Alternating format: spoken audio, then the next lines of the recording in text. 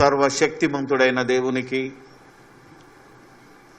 సర్వేశ్వరుడుగా, పరమేశ్వరుడుగా, పరమాత్ముడుగా సకల లోక ప్రజల చేత నిత్యము పూజింపబడుతున్నా, ప్రార్థింపబడుతున్నా ఆ మహాదేవుడైన మన కన్న తండ్రికి, ఆయన ప్రియకుమారుడు, ఈ లోక రక్షకుడు, మనుషులందరికీ ప్రభువుగా నియమింపబడినటువంటి యేసుక్రీస్తు ద్వారా వేలాది స్తుతులు, స్తోత్రాలు సమర్పిస్తూ ఉన్నాను.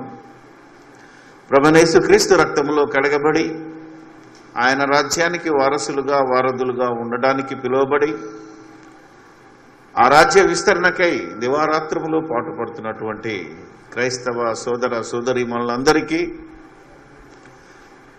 ఆ ప్రభువైన యేసుక్రీస్తు నామములోనే నా వందనాలు, శుభములు తెలియచేస్తూ ఉన్నాను.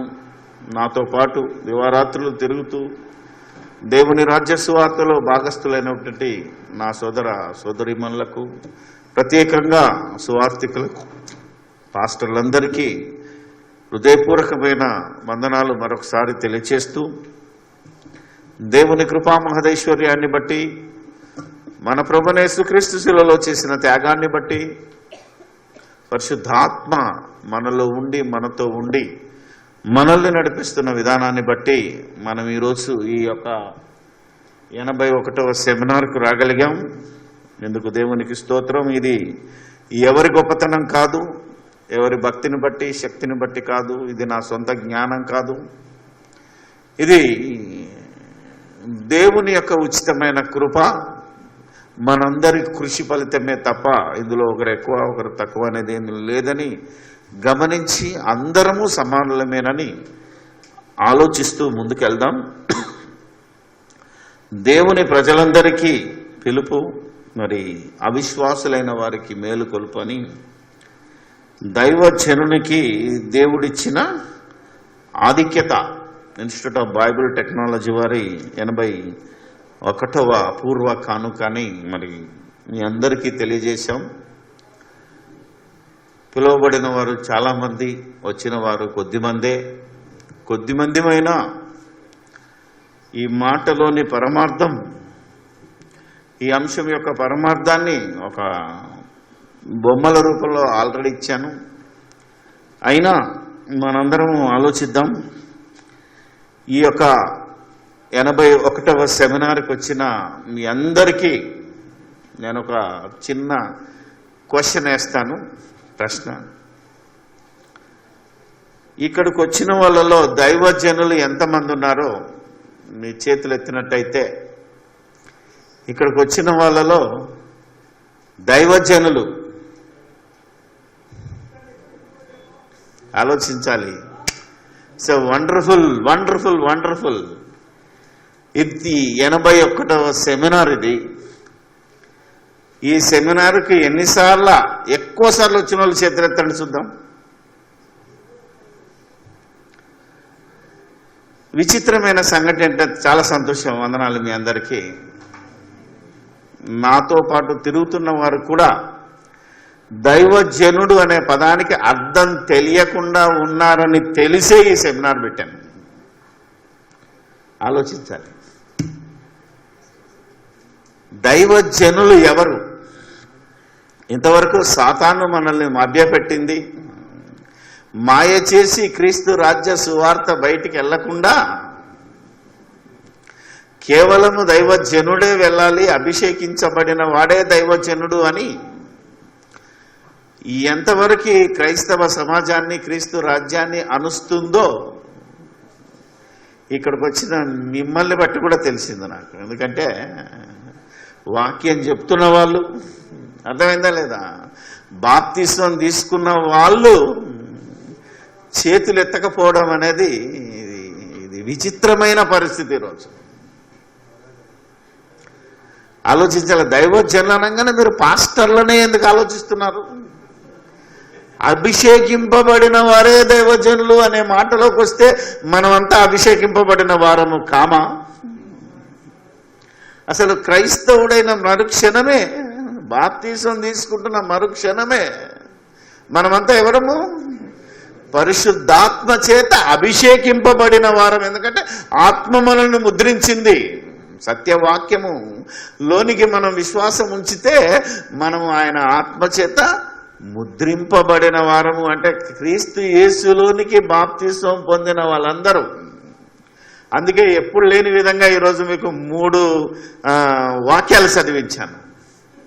కీర్తనలు చదివాడు, ఆయన చదువుతూనే ఉంటాడులే, మనం పోతూనే ఉన్నాంలే. అందులో అర్థం ఉంది తెలుసా మీకు? దేవునికి పుట్టిన వాళ్ళందరూ దేవుని కుమారులు, దైవములు. అర్థమైందా లేదా? దేవుని కుమారులు అంటే ఎవరు? అందరూ. అంటే దైవ జనులంటే ఎవరు? కొందరా అందరా? ఇప్పుడు చెప్పాలి. తర్వాత యోహాను సువార్త చదివించాను మీతోటి. ఊరికైనా చదివించలేదు. ఈ ప్రశ్న తప్పకుండా ఎంతమంది చేతులు ఎత్తుతారా అని ఇది వేసినప్పటి నుంచి మనసులో ఉంది.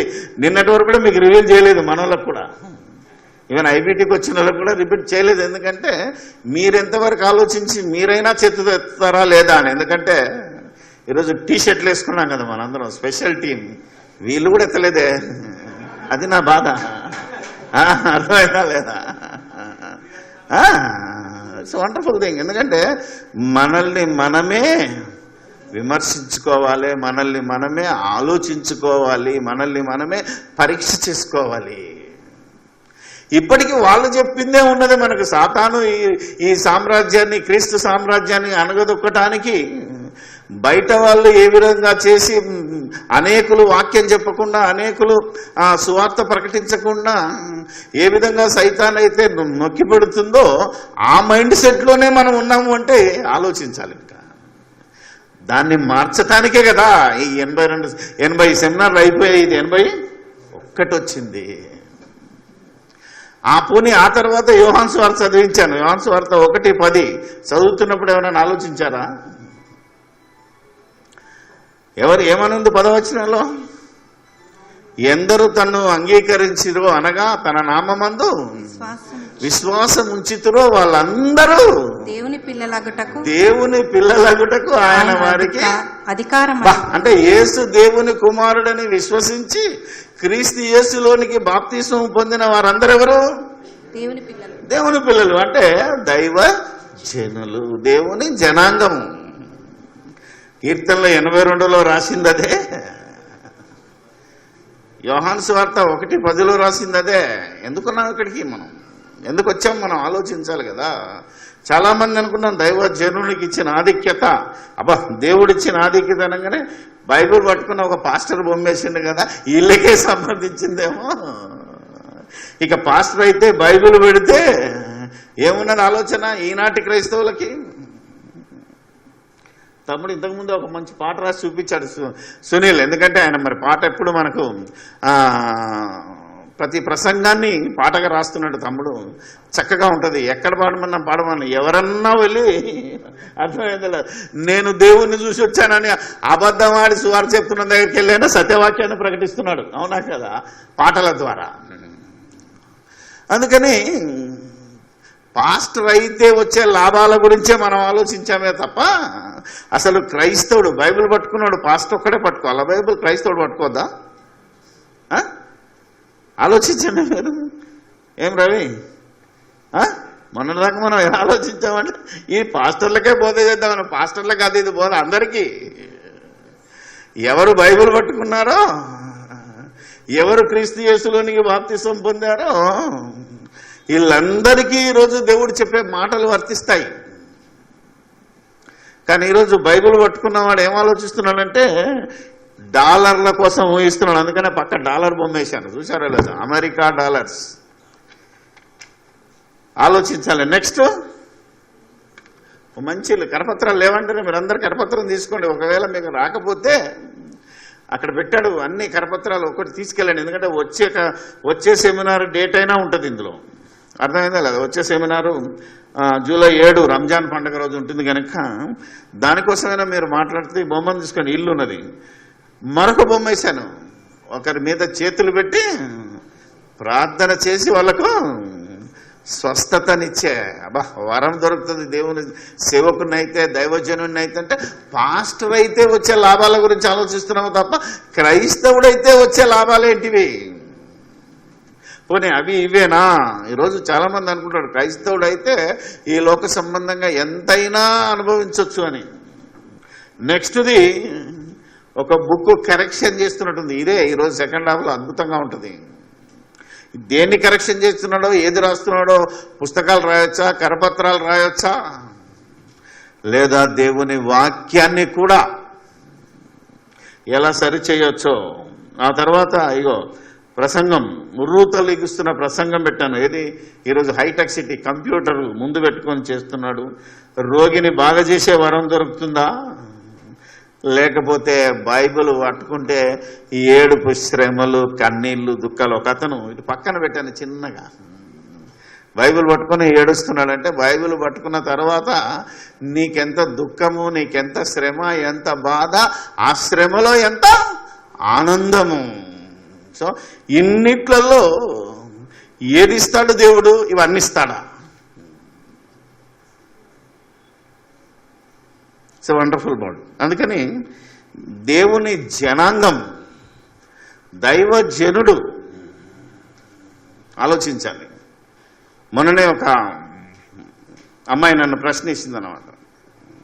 అసలు దేవుని కుమారులు, రోమపత్రిక 8వ అధ్యాయము 14వ వచనం, దేవుని ఆత్మచేత ఎందరు నడిపింపబడుదురో వారందరూ దేవుని కుమారులై ఉందురు. దీని అర్థం ఏంటి అని అడిగింది. దేవుని ఆత్మచేత నడిపింపబడితే వాళ్ళందరూ దేవుని కుమారులై ఉందురు. ఇదే వాక్యము సిలువ వేయబడని క్రీస్తు, అంటే శరీరధారిగా వచ్చిన క్రీస్తు. మత్తయి సువార్త 5వ అధ్యాయంలో ఏమంటాడంటే, ధన్యతలనే మాటలో ఒక మాట ఉంటుంది, సమాధానపరచువారు ధన్యులు, వారు దేవుని కుమారులు అనబడుదురు. ఇంతకీ దేవుని కుమారులు, దేవుని జనాంగము, దైవజనులు అని పిలువబడాలి అంటే, అనబడాలి అంటే దేవుని చేత, దేవుని ఆత్మ చేత నడిపింపబడిన వాళ్ళందరూ దైవజనులే. ఎలా నడిపింపబడాలి? ఆత్మచేత నడిపింపబడడం అంటే ఏంటి? ఈరోజు ఈ చరిస్మాటిక్ గాస్పల్ అంటే ఈ అద్భుతాలు, సూచక్రియలు, ఈ వండర్స్ ఏదైతే బోధిస్తున్నారో వాళ్ళందరూ దేవుని ఆత్మచేత, అంటే పరిశుద్ధాత్మచేత ప్రత్యేకంగా నింపబడి ఆత్మ చెప్పినట్టుగా నడవాలి. సో వండర్ఫుల్గా ఆలోచించండి మీరు. దేవుని ఆత్మ చేత నడిపింపబడటం అంటే ఏంటిది? నిన్ననే హైదరాబాద్లో ఒక భక్తుడు 2 రోజుల క్రితమే, దేవుడు నా షేవులో చెప్పాడు పలానా బుక్ రాయమని, బుక్ రాశానని రిలీజ్ చేశాడు. మీరు ఆలోచించాలి, ఏది చెప్పాలన్నా దేవులో చెప్తాడట. దేవుడు వచ్చి మాటలు పలికిస్తాడట. అలా చాలామంది, నాకు దేవుని ఆత్మ ఇప్పుడే చెప్పింది కనుక ఇదిగో నేను ఇలా నడుస్తున్నాను, నేను ఇలా వచ్చాను అంటే, దేవుని ఆత్మ చేత నడిపింపమంటే దేవుని ఆత్మ ప్రత్యేకంగా నీతో చెప్పి నిన్ను నడిపిస్తుందా? లేదా దేవుని ఆత్మే దేవుని వాక్యములో ఉన్న ప్రకారంగా నడిపించిన వాడు దైవజనుడా, దేవుని కుమారుడా? ఇప్పుడు చెప్పండి. దేవుని ఆత్మ అంటే పరిశుద్ధాత్మ. పరిశుద్ధాత్మ ఎలా నడిపిస్తుంది నిన్ను? తన ఇష్టం వచ్చినట్టు నడిపిస్తుందా? ఎప్పటికప్పుడు నిన్ను నీ మనసులోకి వచ్చో, నీ చెవిలోకి వచ్చో చెప్పు నిన్ను ప్రేరేపించి నడిపించిన వాడు దైవజనుడా, దేవుని కుమారుడా? ఆలోచించాలి మీరు. ఎందుకంటే ఇది మన ఇష్టం వచ్చినట్టు కాదు. ఈరోజు బోధకులు చెప్తున్నది, మేమే దైవజనులు, మేమే బోధ చేయాలి, మేమే ప్రార్థన చేయాలి, అభిషేకింపబడిన వాడే పులిపీట ఎక్కాలి. పులిపీఠమా ఏంటిది? పులిపిట్, నేనైతే పులిపీఠం అంటాను తెలుగులో. పులి అంటే క్రూర మృగం. ఈరోజు అక్కడ కూర్చున్నది క్రూర మృగం. అది అర్థమైందా లేదా? ఒకసారి మీటింగ్కి వెళ్తే మీరు అభిషేకింపబడిన దైవజనులా, అట్లయితేనే మీరు పులిపీట ఎక్కండి అంటాడు. అయితే ఎక్కకూడదు, అప్పుడు ఎక్కకూడదు అన్నాను. ఏమన్నాడు తెలుసా? తెల్లది క్యాసిక్ వేసుకోవాలా, నువ్వు సింపుల్గా డ్రెస్లో వచ్చావేంటి, నువ్వేం పాస్టర్ అన్నాడు. ఏం చేయాలి నాకు అర్థం కాలే. ఎందుకంటే ఆ పులిపీఠం ఎక్కాలంటే ప్రత్యేకింపబడి అభిషేకింపబడిన వాడే దాన్ని ఎక్కాలి తప్ప అన్యులు ఎవరు ఎక్కకూడదు. అసలు క్రైస్తవుడైనా ఆ సంఘ సెక్రటరీ కూడా ఎక్కకూడదు. తెలుసా మీకు? ఏమండి, మల్లేశం గారు కదా సెక్రటరీ ప్రెసిడెంట్ కూడా అక్కడికి వెళ్ళి మాట్లాడారు. ప్రకటన చదవాలంటే కింద ఉంటుంది, అది మళ్ళీ ఒక మైక్ ఉంటుంది, మీకు తెలుసో లేదో. పెద్ద పెద్ద చర్చెస్లోకి వెళ్తే కింద మైక్ ఉంటుంది. సో అది వాళ్ళే మీరే ఎక్కాలంటే మీరే ఎక్కాలంటే. నిన్న ఒక పెళ్లి దగ్గరికి పోయినా, నేను ఇక్కడే ఉంటుంది, నన్ను పోనివాడే, నేను సూట్లో ఉన్నాను, పెళ్లికే ప్రసంగికుని నేను, నన్ను ముందుకు రానివాడు. ఆల్టర్ బ్రదర్ మీరు రాకూడదని తెల్ల షర్ట్ వేసుకొని మెడలో ఇదేదో ఏంటిది ఏదో వేసుకొని దానికి శిలో గుర్తులు, వాళ్ళిద్దరే పోతున్నారు అక్కడ. ఏంటిది పుస్తే మట్టల గురించి ప్రార్థన చేస్తున్నాను, మళ్ళీ వస్తున్నారుగా నన్ను రానిత్తలాడు, నువ్వు ఈయనే కూర్చోమంటాడు. ఏం చేద్దాము నేను అక్కడ? పాపం ఎవడో నా కార్డు తెలియదు, నేను ఓన్లీ డాక్టర్ బీజాన్ని రాసిస్తే పాపం వాడేశాడు, ఏమని రెవరెండ్ డాక్టర్ అనేసాడు. నాకు ఇష్టం లేదు, అలాగైనా గౌరవించట్లేదు. అందుకే ముందుగాల చర్చని అడిగిన నేను, ఈ పులిపీఠం అనేది నిజంగా దైవజనులు ఆత్మచేత అభివేకింపవాడిని వేరే వాళ్ళు ముట్టకూడదు అని అంటే, అవును వేరే వాళ్ళు అసలు ఎక్కకూడదు, తాకకూడదు అన్నాను. ఓకే, చాలా మంచిది బ్రదర్, ఎందుకంటే మనం ఆలోచించాలి కదా, అని ఆలోచింపజేయాలి. తెలియదు వాళ్ళకు. పొద్దున్నే మరి బలిపీఠమా పులిపీఠమా క్రూరముఖపీఠమా దీన్ని క్లీన్ చేసింది ఎవడండి అని అడిగాను. అర్థమైందా కదా? ఇప్పుడు ఆ పులిపీఠాన్ని క్లీన్ చేయడానికి ఎవరైతే తెలుసు కదా, వాచ్మెన్ వెళ్తాడు, వాచ్మెన్ భార్య వెళ్తుంది, ఆడు తాగి ఉంటాడు, ఏం చేస్తాం? ఏమన్నా ఆలోచించొద్దాం మరి? సింపుల్గా ఆలోచిస్తే స్నానం చేయరు, పాడు లేదు, తాగుతారు, తింటారు, వచ్చి వాడు మొత్తం క్లీన్ చేసి తూడ్చి పెడితే మరి ఆడేవాడు ఎక్కినోడు. ఎంత భయంకరంగా ఈరోజు క్రైస్తవ్యంలో ఈ దైవజనులం మేమే అని పిలువబడుతున్న వారు ఈ సువార్త బయటికి వెళ్లకుండా, మనము వాక్యాన్ని బయటికి చెప్పకుండా, సాతాను తన కుప్పెట్లో ఉంచుకొని దేవుని రాజ్యాన్ని ఎదగనీయకుండా ఎంతగా అణిగదొక్కుతున్నారో అది చెప్పడానికే ఈరోజు ఈ అంశాన్ని పెట్టాను. కానీ ఎంతమంది మేము దైవజనులమని విర్రవీగుతున్న వాళ్ళు ఎంతమంది వచ్చారో నాకు తెలియదు. వాళ్ళ కోసం యాక్చువల్గా అందుకే పిలుపు కూడా వాళ్ళకే పెట్టాము. దేవుని ప్రజలందరూ అవిశ్వాసులకు, దేవుని ప్రజలు ఎవరో వాళ్ళందరూ తెలుసుకొని రావాలనుకున్నాను. కానీ ఓకే, వచ్చిన మీరైనా ధన్యులు. ఇది అందరికీ చెప్పాలి. ఇప్పుడు ప్రతి ఓడికి ప్రశ్న వేయాలి. మనం ఏమనొద్దు, తప్పు కాదు బ్రదర్ అనొద్దు. నేనన్నా మీరు తప్పు చేస్తున్నారు అనకుండా ఏమన్నాను? అది ఎక్కినోడు ఎవడు, తూడ్చినోడు ఎవడు, ఇంత నీట్గా పెట్టినోడు ఎవడు బ్రదర్ అని అడిగాను. చూసారా? అందుకని ఇక్కడికి వస్తున్నాం అనుకోని, ఇక్కడ అందరూ అన్నయ్య తమ్ముడు ఎక్కాడు, తమ్ముడు ఎక్కాడు, తమ్ముడు ఎక్కాడు, అన్నయ్య ఎక్కాడు, మీరు కూడా ఎక్కొచ్చి ఇక్కడికొచ్చి. అవునా కదా? ఇదేమి దేవాలయం కాదు, ఇది చాలా జాగ్రత్తగా ఉండాలి. దేవుని ఆలయం నువ్వు, హృదయమే దేవుని ఆలయం. ఇది పరిశుద్ధంగా ఉంటే ఏడైనా పరిశుద్ధంగా ఉంటుంది. ఇందులో కంపు పెట్టుకొని ఇది పరిశుద్ధ స్థలం, దీన్ని ఎక్కకూడదు అనడం అన్యాయం. అందుకనే వాక్యం తెలియకుండానే, వాక్యము లోతులు తెలియకుండానే జనాంగం ఎలా మారిపోయారో, జనాలను ఎలా బతకనివ్వట్లేదో చెప్పడానికే నేను ఈ అంశాన్ని తీసుకుంటున్నాను. కనుక దేవుని ఆత్మ చేత ఎందరూ నడిపింపబడతారో వాళ్ళు దేవుని కుమారులు అనబడతారు. అంటే ఇంతకీ దేవుని ఆత్మ ఎలా నడిపిస్తుంది? ఆ ఆత్మ తన ఇష్టం వచ్చినట్టుగా నడిపించదు నిన్ను. చాలా మంది దేవుని ఆత్మ వచ్చిందని, అయ్యో సోదరుడా నువ్వు సినిమా థియేటర్ దగ్గర కనబడితేవు కదరా అన్నాడు. పరిశుద్ధాత్మ ఈయనకి చెప్పిందా? ఈయన చూసి వచ్చి అర్థమైందా లేదా? ఈడ కూర్చొని ప్రవచనం చెప్తాడు. ఈ విషయాలు పరిశుద్ధాత్మ ఎందుకు చెప్తుంది నీకు? పరిశుద్ధాత్మ ఏం చెప్తుంది అంటే దేవుని వాక్యములో ఉన్నదే చెప్పాలి తప్ప బయటిదేం చెప్పకూడదు. యోహాను సువార్తలో ఉంది కదా, యోహాను రాసిన సువార్త 16వ అధ్యాయము 12వ వచనం చూడండి. ఈ ఆత్మ చేత అంటే నేను మీతో చెప్పవలసినవి ఇంకనూ అనేక సంగతులు కలవు, కానీ ఇప్పుడు మీరు వాటిని సహింపలేరు. అయితే ఆయన ఆయన అనగా సత్య స్వరూపి అయిన ఆత్మ సత్య వచ్చినప్పుడు స్వరూపి అయిన ఆత్మ, దేవుని ఆత్మ, పరిశుద్ధాత్మ, క్రీస్తు ఆత్మ, ఇంకా అనేకంగా ఆత్మకు చాలా పేర్లు ఉన్నాయి, 7 ఆత్మల పేర్లు ఉంటాయి. ఏదైనా సరే అది దేవుని ఆత్మ, పరిశుద్ధాత్మ, సత్య స్వరూపి అయిన ఆత్మ, క్రీస్తు ఆత్మ, ఇలా ఏ పేరుతో పిలిచినా అది పరిశుద్ధాత్మ. ఆత్మ వచ్చినప్పుడు మిమ్మును సర్వసత్యంలోనికి నడిపించును అంటే ఇప్పుడు యేసుక్రీస్తు వాక్యమై ఉన్నాడు, సత్యం. ఆయన ఉన్నప్పుడు ఏం చెప్పాడు? సమాధానపరచువారు ధన్యులు, వారు దేవుని కుమారులు అనబడుదురు అన్నాడు.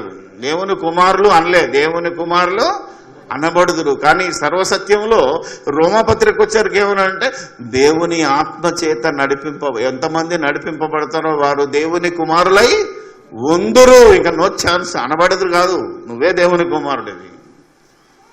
ఇంకా ముందుకెళ్తే హెబ్రీ పత్రికలో కుమారులైనందుననే దేవుడు మిమ్మల్ని శిక్షిస్తున్నాడు.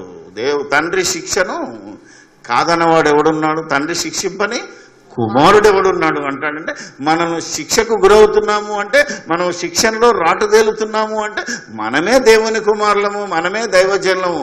ఇందులో పాస్టర్స్, సువార్థికులు, ప్రవక్తలు, అపోస్తలు అందరితో పాటు ప్రతి క్రైస్తవుడు కూడా ఉన్నాడనే విషయాన్ని ఈరోజు ప్రతి క్రైస్తవుడు అర్థం చేసుకోవాలి. పాస్టర్లు అనబడేవారు ప్రతి సంఘస్థునికి చెప్పాలి. ఇది మేమే దైవజనులము అనుకుంటున్న వారు మేము కాదురా బాబు, మీరు కూడా దైవజనులే, మీరు కూడా దేవుని పిల్లలే, మీరు దేవుని యొక్క రాజ్యానికి వారసులే, దేవుని సువార్తను ప్రకటించడానికి అర్హులే. ఈ బోధ ప్రతి చర్చిలో జరగాలి. అందుకే చదవమ్మా. ఆయన తనంతట తానే ఆయన అంటే పరిశుద్ధాత్మ తనంతట తానే ఏమీ బోధింపక వేటిని వినునో వాటిని బోధించి సంభవింపబోవు సంగతులను మీకు తెలియచేయును. ఆయన నా వాటిలోనివే తీసుకొని మీకు తెలియచేయును. చూసారా, మీకు తెలియజేయును, నా వాటిలోనివే తీసుకొని దీన్ని ఇంప్రూవ్మెంట్ అంటే నేను సత్యం చెప్పాను, ఆయన సర్వసత్యం చెప్తాడు. మీరు దేవుని కుమారులు అనబడతారని నేను చెప్పాను, దేవుని కుమారులై ఉందురు అని ఆయన చెప్పాడు. ఒప్పిస్తాడు. ఇప్పుడు అంతకు ముందు వచ్చిన వాళ్ళు ఏముంటుందో తెలుసా? 8వ వచనం చదివితే ఆయన వచ్చి పాపమును గూర్చియు నీతిని గూర్చియు తీర్పును గూర్చియు లోకమును ఒప్పుకొన చేస్తాడు. అంటే నేనేమో నిశ్చయముగా మీతో చెప్తున్నాను అంటాడు, ఆయన ఖచ్చితంగా చెప్తున్నాను, మీరు ఒప్పుకొని తీరాలి, మీరు నడవాల్సిందే. ఇలా నడవకపోతే మీకు దిక్కు లేదు, మీరు శిక్షకు పాత్రులవుతారు. చూసారా, తేడా ఉంది. అందుకనే ఈయన వాటిలో నుంచే తీసుకున్నట్టే ఈ బైబిల్లో రాయబడిన మాటలను బట్టే పరిశుద్ధాత్మ మిమ్మల్ని నడిపించాలి.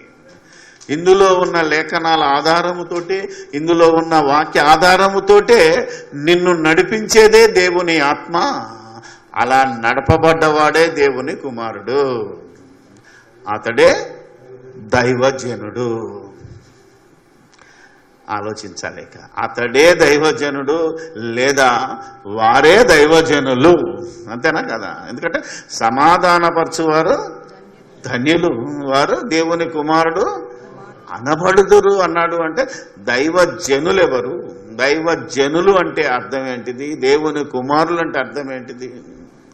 ఎన్ని మాటలకు అర్థం చెప్పాలో ఈరోజు కొద్దిసేపు, అందుకే దీని మీదనే చేతులు ఎత్తమంటే మీరు ఎవరు ఎత్తలేదు కనుకనే ఎక్కువసేపు దీని మీదనే చెప్తున్నాను. తర్వాత అన్ని విషయాలు మాట్లాడతాను.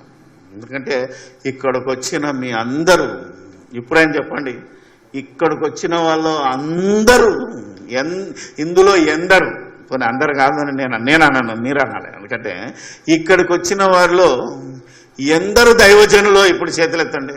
Very good, very good. కొందరు ఎత్తలేదు ఇంకా. ఎవరో తెలుసా? దైవజనులు అంటే మొగోళ్ళే కదా అంటున్నాడేమో అన్నాను, ఆడోళ్ళు ఎత్తలేదు. ఇప్పుడు అక్కడ వచ్చింది ప్రాబ్లం.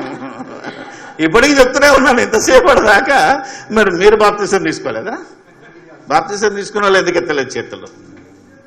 చూసారా, ఇంకా ఎంత కష్టపడాల్సి వస్తుందో, ఎంత ఆలోచింపజేయాల్సి వస్తుందో ఇట్స్ వండర్ఫుల్ వర్డ్. దేవుని వాక్యాన్ని మనం ఎలా ఆలోచిస్తున్నాము, ఎలా వింటున్నాము, ఎలా దీన్ని మనం అప్లై చేసి ఎంతమందిని కాపాడాలనుకుంటున్నాం. అందుకే ఈరోజు ఈ దైవజనులను మీకు అర్థం చేసిన తర్వాత మొదటి పాఠం అదే చెప్తాను. ఎంత బాగుంటుందో మీరు ఆలోచించాలి ఈరోజు. So wonderful. ఈరోజు కాలానికి ఇది దేవుని సత్యానికి ఎంత ఉపయోగపడుతుందో, సత్యానికి విరుద్ధంగా ఈరోజు ప్రజలు ఎలా ఉన్నారో చూపిస్తాను మీకు. అందుకని పరిశుద్ధాత్మ చేత ఎందరూ నడిపింపబడతారో అంటే వాక్య ప్రకారంగా ఎంతమంది నడిపింపబడతారో, వాక్య ప్రకారంగా ఎంతమంది బ్రతుకుతారో వాళ్ళందరూ దేవుని పిల్లలు, అంటే దైవ జనులు, దేవుని జనాంగము. అదే అది కీర్తనకారుడు చెప్పిన మీరందరూ సర్వోన్నతుడైన దేవుని కుమారులు, దేవుని పిల్లలు కనుక మీరు దైవములే. అందుకే మిమ్మల్ని చూసి దేవుళ్ళ లాంటి పని చేసిన వారిని ఏమంటారు? పలానా ఆయన దేవుడు లాంటివాడండి, పలానా ఆమె దేవుడు లాంటిదండి అని ఎందుకు చెప్తున్నామంటే దేవుని ఆత్మచేత దేవుని వాక్యంలో చెప్పినట్టు మనం బ్రతికితే మనందరము దైవజనులమే. ఇలా దైవజనులైన వారికి ఎలాంటి ఆధిక్యతనిచ్చాడు దేవుడు, అది తిమోతి పత్రికలోకి వెళ్దాం. అప్పుడు దైవజనులైన వారికి ఎలాంటి ఆధిక్యతనిచ్చాడో ఒక అద్భుతమైన అంశాన్ని మనం ఈరోజు తీసుకొని మనం ఆలోచిద్దాం. తిమోతికి రాసిన పత్రిక 2వ పత్రిక 3వ అధ్యాయము 10 నుంచి. అయితే నీవు నా బోధను, నా ప్రవర్తనను, నా ఉద్దేశమును, నా విశ్వాసమును, నా దీర్ఘశాంతమును, నా ప్రేమను, నా ఓర్పును అంతియొకయు ఇకోనియ లుస్త్రా అను పట్టణములలో నాకు కలిగినట్టి హింసలను ఉపద్రవములను తెలుసుకొనిన వాడవై నన్ను వెంబడించితివి. ఎన్నున్నాయండి? ఈ మధ్య కర్నూలు నుంచి ఒక బ్రదర్ ఫోన్ చేశాడు. ఎవరో ఆయన పేరు మర్చిపోయాను. మన ఆన్లైన్ మెసేజ్లో కూడా చెప్పాను ఈ విషయం. రాజారావు అంటాడు, ఆ ఏరియాలోకి వెళ్ళిందంట. ఒక బోధ ఏమొచ్చిందంటే, మేము బోధకులము, మేము జ్ఞానులము, మా అంత మేము చెప్పింది మీరు వినాలి, మేము చెప్పిన మాట ప్రకారంగా వాక్య ప్రకారంగా మీరు బ్రతకండి చాలు, మాలాగా మీరు సువార్త చేయండి చాలు, మీరు పాపం చేసినా పర్వాలేదు, తిన్నా పర్వాలేదు, తాగినా పర్వాలేదు, వ్యభిచారం చేసినా పర్వాలేదు, మీరు వాక్యం చెప్పుకుంటూ పోతే మీ పాపాలన్నీ కడగబడతాయట, దేవుడు తీసేస్తాడట. ఇది ఎంతటి వాక్యానికి విరుద్ధంగా ఉందో మీరు ఈరోజు ఆలోచించాలి. ఈ బోధ ఈ మధ్య చాలా మంది చెప్తున్నారు, నేను కూడా విన్నాను. ఒక ఆయన నా అంత బోధకుడు లేడు, నేనే వన్ అండ్ ఓన్లీ అని చెప్పుకున్న ఆయన కూడా క్యాసెట్ నా దగ్గర ఉంది. ఆయన ఏం ఉదాహరణ ఇచ్చాడంటే, ఒక స్కూల్లో మాస్టర్ ఉంటాడు, పాఠాలు చెప్తాడు, మీరు అబద్ధం ఆడరాదు, సిగరెట్ తాగరాదు, మందు తాగరాదు, అవునా కదా అనే పాఠం ఉన్నది మీకు చెప్పేశాను.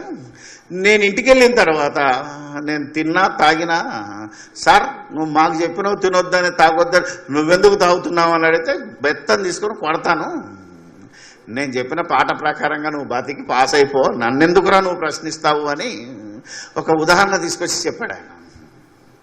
అది కడుపు నింపే బోధరా నాయన, దాని కడుపుకు దానికి దాసులు కనుక మీరు కడుపుతో పాటు పోతారు. ఇది ఆత్మను రక్షించే బోధ గనక బోధకుణ్ణి పరీక్షిస్తారు జనాలు. వినేవాళ్ళు ఎవరిని చూస్తారు? నీ బోధన ఒక్కటే కాదు, నిన్ను కూడా చూస్తారు. కాబట్టి నువ్వేం చేయాలి? జాగ్రత్తగా ఉండాలి. నేను పరిశుద్ధుడై ఉన్న ప్రకారంగా ప్రతి బోధ చేసేవాడు, ప్రతి దైవజనుడు, ప్రతి క్రైస్తవుడు పరిశుద్ధుడై ఉండాలి. నా ఇష్టం వచ్చినట్టు నేను చేస్తాను, నేను చెప్పిన మాటలు మంచి కనుక దాంతో బతకమంటలా. ఒక డాక్టర్ దగ్గరికి వెళ్ళి వాడు సిగరెట్ తాక్కుంటా, అయ్యా మీరు సిగరెట్ తాగొద్దంటే ఎవడని వింటాడా? ఎందుకు? వాడు వైద్యుడు గనక అతడు ముందు దాన్ని ఆచరించి పేషెంట్కి చెప్పాలి.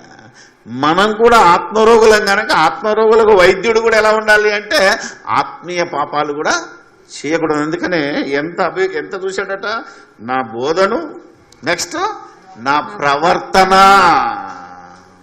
అంటే దైవజనుడుగా ఉండవలసిన వారు, దైవజనుడుగా ఉన్నవాడి యొక్క ప్రవర్తనను ఎలా గమనించాలో, ఎలా ఓర్పులో, ఎంత సహనంలో, ఎంత విశ్వాసంలో, ఎంత పోరాటంలో, ఇంత చూశాడు కాబట్టి తిమోతి నిలబడ్డాడు పౌలును గురించి.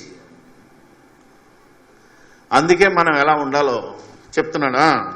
నా ఉద్దేశమును, అంతా నా విశ్వాసమును, నా దీర్ఘశాంతి, వాటన్నిటిలో నుండి ప్రభువు నన్ను తప్పించెను.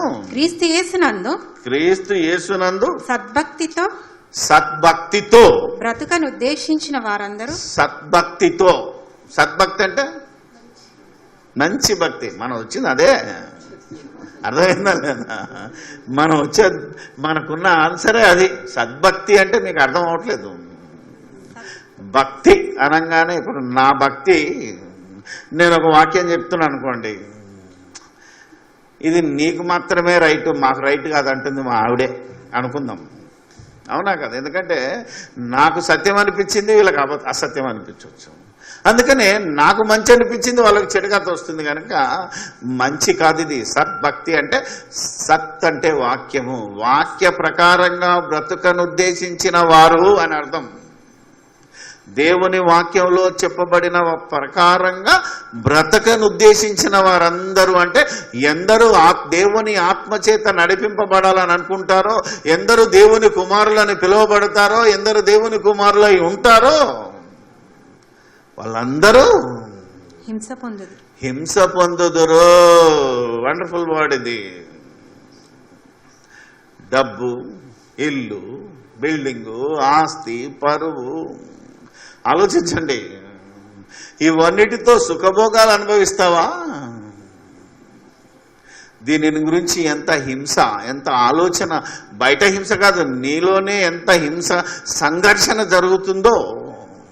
నిజంగా నువ్వు సద్భక్తితో బ్రతకను ఉద్దేశిస్తే, వాక్య ప్రకారంగా బ్రతకాలని ఎవరైతే ఆలోచిస్తారో వారు అనుభవించే హింస వేరు, వారు ఆలోచించే హింస వేరు. విదేశీ డబ్బులకు ఆశపడో, స్వదేశీ డబ్బులకు ఆశపడో వారు అనుభవించే హింస వేరు. ఈరోజు ఏ హింసను బట్టి నువ్వు దేవుని కుమారుడని ఆలోచిస్తున్నావు? ఓకే. అయితే దుర్జనులను వంచకులను ఇతరులను మోసపరచుచు తామును మోసపోవచ్చు అంతకంతకు చెడిపోవుదు. అంటే దేవుని జనాంగముగా, దేవుని వాక్య ప్రకారంగా, సత్యవాక్యం ఏదైతే భక్తి అని చెప్పిందో ఆ భక్తి ప్రకారంగా బ్రతుకను ఉద్దేశించిన వారు సద్భక్తులైతే వాక్యం చేతబట్టుకునే వాక్యాన్ని తన సొంత ఉపయోగాల కోసం, సొంత అవసరాల కోసం వాడుకుంటూ ఉంటారో వాళ్ళు దుర్జనులే, వాళ్ళు వంచకులు. ఎందుకంటే తాము చెడిపోయి అనేక మందిని రక్షిస్తామనే మాయలో గొర్రెలను ఎలా నరకానికి నడిపిస్తున్నారో వాళ్ళందరి గురించి చెప్పిన మాట ఇది. బయటల గురించి కాదు, ఇది దేవుని వాక్యం చేతబట్టుకున్న వారి గురించే రాస్తున్నాడు దేవుడిడా. క్రీస్తు యేసునందు ఉంచవలసిన విశ్వాసము ద్వారా రక్షణార్థమైన జ్ఞానము. ఇక్కడ కూడా ఒక వాక్యాన్ని మనం ఎలా ఆలోచిస్తున్నామో, ఎలా విడగొడుతున్నామో. ఎందుకంటే ఈయనే చెప్పాడు, ఎక్కడ 2 తిమోతి 2:15 కదా, దేవుని ఎదుట యోగ్యునిగాను సిగ్గుపడనక్కరలేని పనివానిగాను సత్యవాక్యమును సరిగ్గా ఉపదేశించు అని గాను నిన్ను నీవే దేవునికి కనపరుచుకొనుటకు జాగ్రత్త పడుము. నా కుమారుడా తిమోతి, దైవజనుడా, క్రైస్తవుడా, విశ్వాసి, దేవుని వాక్యాన్ని ఎలా బోధ చేయాలి అంటే వాక్యాన్ని సరిగా విభజించి బోధించాలి. దాని అర్థాన్ని ఎక్కడికక్కడ విడగొట్టాలి. దాని అర్థం అందులో భావాన్ని బోధించాలి, చదువుకుంటూ వెళ్ళిపోవడమే కాదు. ఏమన్నాడండి? రక్షణార్థమైన జ్ఞానమా? దేవుని జ్ఞానము నీకు రక్షణనిస్తుందా, లాభాన్నిస్తుందా, స్వస్థతనిస్తుందా, చూసా, ఆధిపత్యాన్ని ఇస్తుందా, అధికారాన్ని ఇస్తుందా, అంతస్తునిస్తుందా? దేవుని జ్ఞానాన్ని నువ్వు సంపాదించుకుంటే, దేవుని జ్ఞానాన్ని నేర్చుకుంటే, దేవుని జ్ఞానం చేతబట్టుకుంటే ఇది రక్షణార్థమైనదా, లోక సంపాదనార్థమైనదా? రక్షణ అంటే ఏంటి? రక్షణ అంటే ఏంటండి? ఏదో బయట వాళ్ళతోటి రక్షణ లేదని వాళ్ళు కొడుతున్నారు, వాళ్ళు తిడుతున్నారు, మమ్మల్ని నాశనం చేస్తున్నారు, మా చర్చలు గొలవడుతున్నారు, ఇది రక్షణ లేదనుకుంటున్నారా? ఇది రక్షణ, ఈ పదం దానికి పనిపించదు. ఇలా రక్షించడానికి రక్షక భటులు ఉన్నారు. నీ ఇల్లు గొలవడితే వాడు వచ్చి కాపాడుతాడు నేను. అర్థమైందా లేదా? ఇది రక్షణ కాదు. నశించిన దానిని వెదికి రక్షించేది. నశించినది ఆత్మ, నశించిపోతున్నది ఆత్మ. ఈ నశించిపోయే ఆత్మను రక్షించే జ్ఞానం ఇది. నీ ఆస్తులను రక్షించే జ్ఞానం కాదు, నీ ఆస్తులను పెంచే జ్ఞానం కాదు ఇది. విడగొడితే ఎలా ఉంది, ఆలోచిస్తే ఎలా ఉంది. రాత్రి ఎవరో తమ్ముడు చెప్తున్నాడు మన దగ్గర, వాక్యాన్ని విభజించి బోధించరా అంటే అతికిచ్చి బోధిస్తున్నారంట. అర్థమైంది లేదా? అక్కడింత ఇక్కడింత అక్కడింత తీసుకొని అతికించి ఎవడవసరం కొద్దీ ఒక ఫ్రేమ్ చేసేసుకొని బోధ చేసుకో, లాభం పొందుతున్నాడు. ఆలోచించాలి మనం, ఉన్న వాక్యాన్ని ఎలా విభజిస్తున్నావు. సరిగ్గా విభజించు అని గాను అని కింద ఉంటుంది. ఉపదేశించడం అంటే విభజించి దాని అర్థాన్ని చెబుతుంటూ పోవాలి నువ్వు. మనం ఎప్పుడు ఆలోచించినటువంటిది ఈ రోజైనా ఆలోచించి మన ఆత్మల రక్షణార్థమై దీన్ని తీసుకోవాలంటున్నాడు. చెప్పమ్మా. జ్ఞానము నీకు కలిగించుటకు, రక్షణార్థమైన జ్ఞానము నీకు కలిగించుటకు శక్తిగల పరిశుద్ధ లేఖనములను. ఏంటిది? పరిశుద్ధ లేఖనములను. దేన్ని రక్షించేది? నీ ఆత్మను రక్షించే శక్తిగల వాక్యం ఇది. యాకోబులో కూడా చెప్తాడు, 1:21 ఉంటుంది. ఏమని? పక్కనే ఉంటుంది యాకోబు పత్రిక. దీనికి ఎంత శక్తి ఉంది అంటే దీన్ని ఎవడు రక్షించలేడు. కేవలం వాక్యం మాత్రమే రక్షించడానికి శక్తి గలది. నీ బాడీని కాపాడుకోవచ్చు, నీ ఆస్తిని కాపాడుకోవచ్చు, నీ చుట్టూ జెడ్ కేటగిరీ భద్రతను పెంచుకోవచ్చు, గుండాలను పెంచుకోవచ్చు. ఈరోజు మినిస్టర్లకు లేనటువంటి ఫాలోయింగ్ ఎవరికి ఉందో తెలుసా? పాస్టర్లకు ఉంది. తెలుసు కదా, ఒక పాస్టర్ వస్తున్నట్ట బ్లాక్ క్యాట్ కమాండర్ లాగా నలుగురు పక్కన నిలబడి గన్నులు పట్టుకొని వచ్చే పరిస్థితి ఉంది. తెలుసు కదండి. ఏంటిది? ఎంతకాలం కాపాడుకుంటాం ఈ బాడీని? వీళ్ళందరినీ కాపాడుకొని ఐగారస్తులు జరగండి జరగండి అని వీడికి బ్యారికేడ్ కూడా కడతారు. ఏమండి? చూసుకో. ఆలోచించినట్టయితే ఎంతకాలం దీన్ని కాపాడుకుంటావు? నీ ఆస్తి కాపాడుకోవడానికి ఎంతమంది గుండాలను కాపెట్టుకున్నా, ఎంతమంది పోలీసులకు లంచాలు ఇచ్చినా, రాజకీయ నాయకులకు లంచాలు ఇచ్చినా దీన్ని ఎవడు కాపాడలేడు. దేవుడు కూడా కాపాడలేడు. ఎందుకు? కాపాడుతాను అన్నాడు. ఇది ఏమన్నాడు? ఇది ఇంతలో కనబడి అంతలో దీన్ని ఎప్పుడు తగలబెడతానో నాకు మాత్రమే తెలుసు, నీకు తెలియదు అన్నాడు. దీన్ని కాపాడుకోవడానికి ఎంత తాపత్రయపడుతున్నావో దీన్ని కాపాడలేను. దీన్ని నువ్వు కాపాడుకోవాలి అంటే ఏం చేయాలంటే నీ ఆత్మలను రక్షించే శక్తి గల వాక్యం అన్నాడు. 1:21. అందుచేత సమస్త కల్మషమును విర్రవీగుచున్న దుష్టత్వమును మాని లోపల నాటబడి మీ ఆత్మలను రక్షించుటకు శక్తిగల వాక్యమును, శక్తిగలది వాక్యమును సాత్వికముతో అంగీకరించుడి. తగ్గించుకొని అంగీకరించు. ఈరోజు చాలా మంది ఏమంటారు, ఈడేం చెప్తాడా బాబు, నేను ఆల్రెడీ పాస్టర్ను, రెవరెండ్ను, ప్రెస్బిటర్ ఇన్ఛార్జిను, అవునా కదా, బిషప్ను, ఇంకా నువ్వేం చెప్పేది నాకు. ఈరోజు చాలా మందికి ఈ సెమినార్ గురించి కానీ పాస్టర్ల గురించి నేను ఈరోజు ఆంధ్రప్రదేశ్ మొత్తం 2 రాష్ట్రాల్లో పాస్టర్లకు చెప్పనీకి పోతుంటే ఎలాంటి పరిస్థితి ఉందో నవ్వొస్తుంటుంది నాకు. మాకు అంత తెలుసులేవా, తొందరగా ముగించేయి, భోజనం పెట్టు, ఛార్జీలు ఇచ్చేయి, వెళ్ళిపోతాం అంతే. ఎంత దౌర్భాగ్య స్థితిలో ఉన్నారో నాకు అర్థం కాని పరిస్థితి. అందుకనే ఇది నీ ఆత్మలను రక్షించే శక్తిగల లేఖనము. బాల్యము నుండి చిన్నప్పటి నుండి నీ వెరుగుదవు గనుక. నీ వెరుగుదు ఎందుకంటే నీ అమ్మలో ఉంది, నీ అవ్వలో ఉంది అన్నాడు ముందుగాలైతే. అర్థమైందా? తిమోతి గురించి చెప్తూ నీ అవ్వ అంటే అమ్మమ్మ అంటారు చూసారా. ఇప్పుడు మనమైతే అవ్వ అంటే తల్లిని అంటాం. కొన్నిట్లలో అవ్వ, జేజమ్మ, ఏమంటారా రాయలసీమ తాతమ్మ, జేజమ్మ, అవునా కదా. అలాంటి ఏవో మనం అంటున్నాం కానీ అప్పుడు ఆ భాషలో అవ్వ అంటే మీ అమ్మమ్మకు తెలుసు, మీ అమ్మకు తెలుసు. అప్పటి నుంచి నువ్వు నేర్చుకున్నావు గనక జాగ్రత్తగా ఉండు. నీవు నేర్చుకొని, నేను నేర్చుకుని రుడి అని తెలుసుకున్నవి. ఏంటి అది? రుడి అని నేర్చుకోవడమే కాదు, అవి రూఢి అని తెలుసుకో. ఇది ఎంతమంది చెప్తున్నారు ఈరోజు సంఘంలో? రాత్రి తమ్ముడు సాగర్ తలకాయ పట్టుకుంటున్నా, అన్న ఎప్పుడు మారుతారు అన్న ఇల్లు అంటే, అసలు మారటం కాదురా, వాళ్ళకి చెప్పేవాళ్ళే లేరు. ఏమని? నీ విశ్వాసాన్ని పరీక్షించుకోమని చెప్పేవాళ్ళు లేరు. నువ్వు విన్నది రైటో రాంగో ఒకసారి బైబిల్ చూసుకొని దాని ప్రకారంగా చెక్ చేసుకోమని చెప్పే పాస్టర్లే లేని పరిస్థితి ఈరోజు. ఏ సంఘస్థుల్ని ఆ సంఘ కాపరి హెచ్చరించే విధానమే లేదు. ఎందుకంటే నువ్వు వింటున్నది అది రైటా రాంగా వాక్య ప్రకారంగా ఉందో లేదో ఒకసారి చూసుకోరా బాబు అని సంఘస్థునికి చెప్పే ధైర్యం ఎంతమంది సేవకులకు ఉంది? ఇక్కడికి వచ్చిన మీరెవరైనా నాకేం ప్రాబ్లం లేదు. ఎంతమంది మీ సంఘంలో ఎన్నిసార్లు చెప్పారు నేను చెప్తున్నది సరి అయిందా కాదా ఒకసారి బైబిల్ చూసుకొని ఆలోచించున్నాయన, ఆలోచించి అది సరి అయితేనే నెక్స్ట్ నా దగ్గరికి రా, లేకపోతే రాకు అని చెప్పిన వాళ్ళు ఎంతమంది ఉన్నారు ఈరోజు ఈ ఆంధ్రదేశంలో కానీ ఈ అన్ని రాష్ట్రాల్లో మీరు ఆలోచిస్తే? ఎందుకు నిర్జీవం అయిపోతుంది? రాత్రి 1 గంట దాకా ఆలోచిస్తే మేమందరం కూర్చొని ఆలోచించుకుంటున్నాం. 1:20 అయింది మాకు. ఒక నిశ్చయానికి వచ్చేసరికి ఏమైందో తెలుసా, ఇప్పటికీ ఎంతో మంది కొంతమంది ఇంట్రెస్ట్ చూపిస్తున్నారు.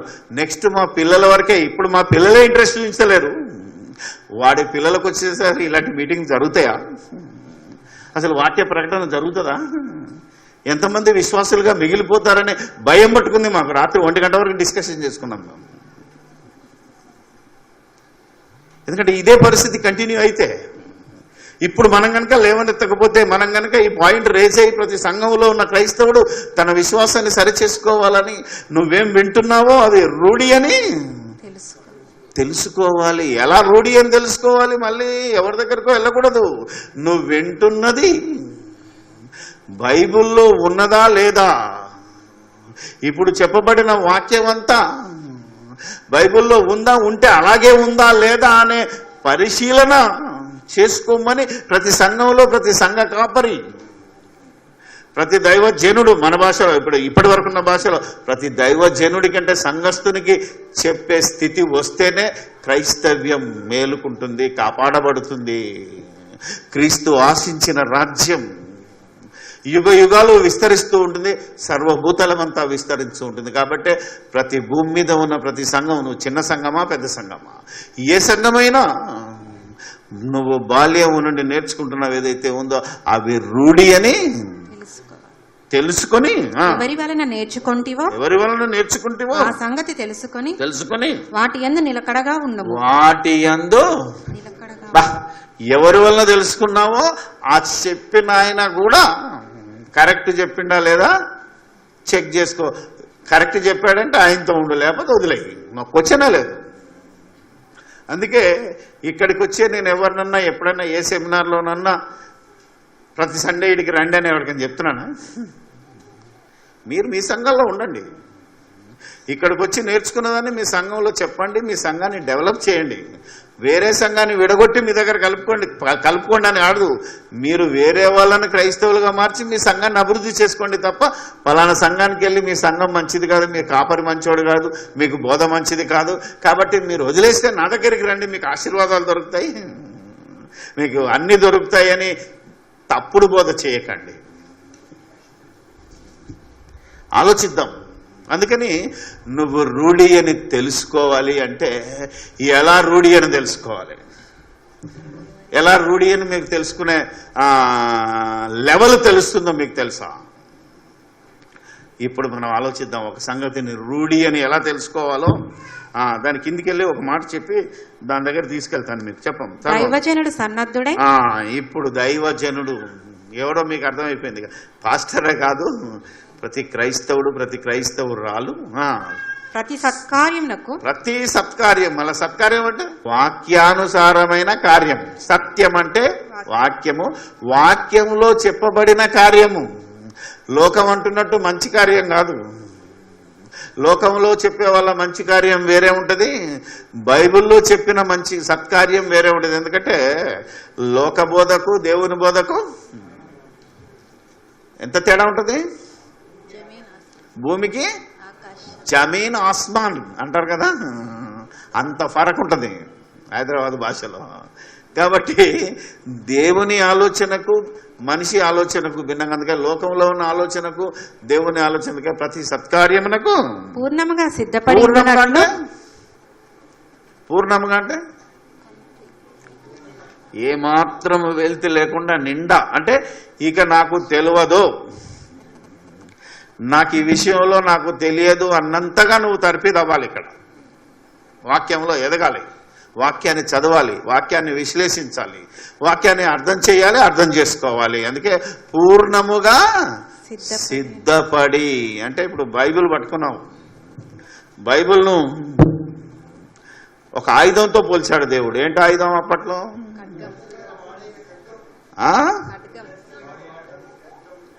తమ్ముడు చెప్పాడు, మీరెవరు చెప్పలేదు. అందులో కూడా తప్పుంది, కొంతవరకే రైట్. అది కూడా అందులో అంత రైట్ కాదు, కొంతవరకే రైట్. ఎందుకంటే 2 అంచులు గల వాడి అయిన ఖడ్గము కంటే అదే ఖడ్గము అనగానే అక్కడికి ఆగిపోతుంది తమ్మి. ఖడ్గము కంటే అంటే దానికి మించిన ఆయుధం లేదు అని అర్థం. ఒక కత్తికి 2 సైడ్ల పదును ఉంటే ఎక్కడేసినా తెగుతుంది కదా. ఇప్పుడు బైబిల్ అంతకంటే గొప్పగా నేను నరికేస్తుంది అన్నాడు. అందుకే మూలుగులు, తలంపులను, ఆలోచనలు కత్తేసుకుంటే చేయి నరికేస్తుంది, కానీ ఈ కత్తి నీ ఆలోచనను నరుకుతుంది. తెలుసా నీకు? అంత గొప్పది ఆయుధం. దీన్ని ఆపరేట్ చేయడం రాలేదనుకో, అర్థమైందా లేదా? ఇది ఆపరేట్ చేయడం రాలేదనుకో, నీ దగ్గర AK-47 గన్ ఉందనుకో, నువ్వు ఆపరేట్ చేయడం రాకపోతే ఏమవుతుంది? అవతలోడు లాక్కొని నిన్ను పేల్చేస్తాడు ఫస్ట్. అర్థమైందా లేదా? అందుకనే ఇది పేల్చడమా, ఇది వాడటమా, దీన్ని ఎలా నువ్వు వాడుతావో అది నేర్చుకోవాలి. నువ్వు దాన్ని పూర్ణముగా సిద్ధపడాలి. అందుకే ఈ ఉచితంగా బైబిల్ ట్రైనింగ్ మా కరపత్రంలో ఎక్కడ చూడండి, ఇక్కడ ఉచితముగా బైబిల్ ట్రైనింగ్, ఉచితముగా కరపత్రాలు, ఉచితముగా వాక్యం. మీరు మమ్మల్ని పిలిచినా మీ దగ్గర ఛార్జీలు తీసుకోం. అర్థమైందా లేదు? మీరు వాక్యం చెప్పడానికి పిలిస్తే చాలు మమ్మల్ని, అదే 10,000. అర్థమైందా లేదు? ఎందుకంటే పిలువనివ్వని వాళ్ళు ఎక్కువైపోయారు, పిలుపుతుంటే అడ్డుకునే వాళ్ళు ఎక్కువైపోయారు ఇక్కడ. ఎందుకంటే సత్యాన్ని అడ్డగించే మనుషుల యొక్క భక్తిహీనత ఎక్కువైపోయింది. దురద చెవులు కలిగి మనుషుల్ని లేపి కేవలం పొగిడే బోధకు ఆకర్షితులైపోతున్నారు తప్ప మనుషుల మూలుగలను, ఆలోచనలు ఖండించే బోధకు ఎవడ ఆస్కారం ఇవ్వట్లేదు. అందుకనే పూర్ణముగా సిద్ధపడి దైవావేశము వలన, దేవుని ఆత్మ ఆవేశము వలన కలిగిన ప్రతి లేఖనమును ఉపదేశించుటకును, ఖండించుటకును, తప్పుదిద్దుటకును, నీతియందు శిక్ష చేయుటకును ప్రయోజనకరమై ఉన్నది. ఇందులో 5 అంశాలు ఉన్నాయి. ఉపదేశించుటకును, ఖండించుటకును, తప్పుదిద్దుటకును, నీతి యందు శిక్ష చేయుటకు. ఇన్ని అంశాలను మనము ఒక్కొక్క దాన్ని కనీసం ఒక 10 నిమిషాలు 20 నిమిషాలన్నా మనం చెక్ చేసుకోవాలి. కనుక ముందుగాల ఫస్ట్ నువ్వు బాల్యము నుండి నేర్చుకున్నవి రూఢి అని తెలుసుకో ఒకసారి. ఇప్పుడు నా బాల్యము నుండి నేను నేర్చుకున్నది ఒకటి చెప్తాను మీకు. ఎందుకు చెప్తున్నాను అంటే ఆ వాక్యం ఏంటిదో మీ అందరికీ తెలుసు, అయినా చదివిస్తాను. కీర్తనల గ్రంథము. నన్ను క్యాచ్ చేయాలి మీరు, నేను ఏది చెబుతానో మీరు ఆలోచించగలిగితే.